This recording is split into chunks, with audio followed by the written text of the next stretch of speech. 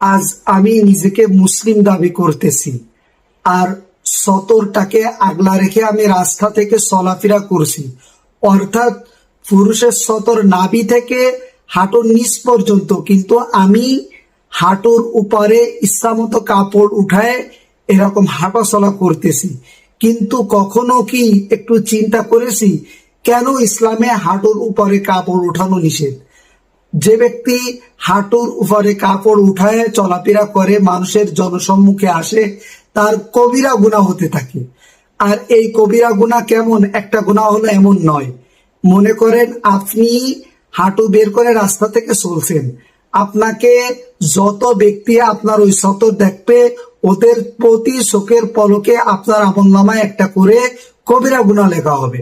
তাহলে চিন্তা করুন, আপনার প্রত্যেকদিন কতজন আপনার উলঙ্গ সতর দেখতেছে, আর আপনার কত পরিমাণ গুনাহ হচ্ছে।